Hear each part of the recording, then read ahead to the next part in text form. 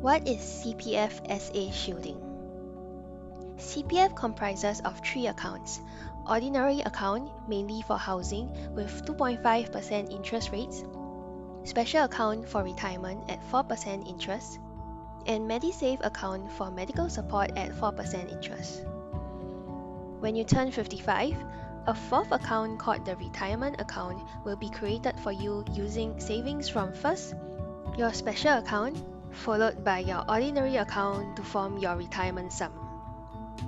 Your retirement sum will provide you with a monthly income at old age.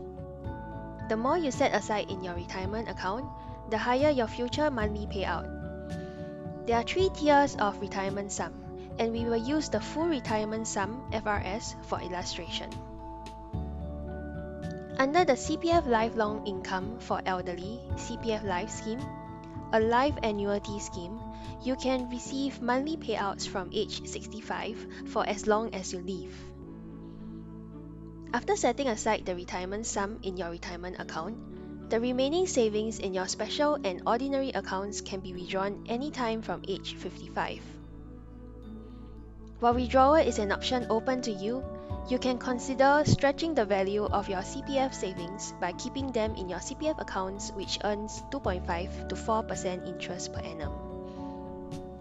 Since retirement account is formed by using funds from special account first, we can shield the SA account and redirect the withdrawal from the ordinary account instead.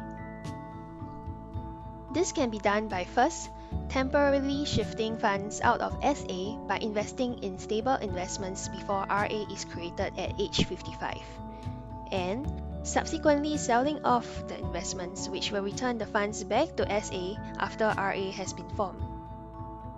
Let us look at a hypothetical example without SA shielding. Dan is turning 55. He has 300k in his ordinary account and 150k in his special account. The prevailing full retirement sum for his cohort turning 55 is 200k.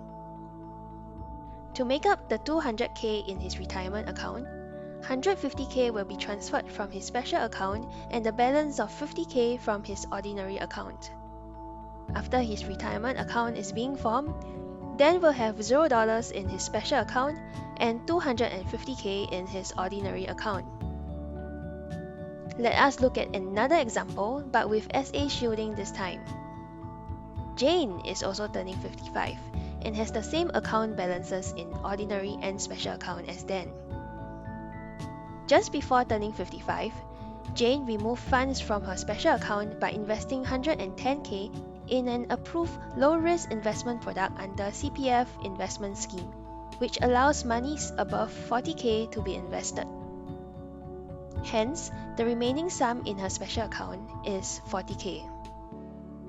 Upon turning 55, to meet the full retirement sum of 200k, this 40k from her special account will be transferred to her retirement account, after which the shortfall of 160k will be made up by funds from her ordinary account, and this will leave 140k balance in her OA.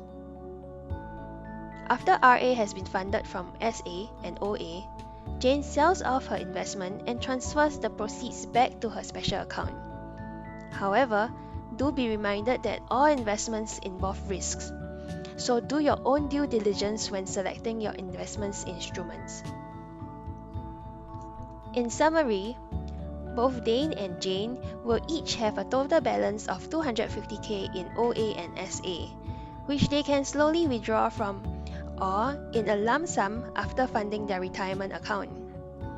However, Jane, who executed the SA shielding strategy, will have the advantage of having 110k in her special account, earning a higher interest rate of 4% per annum.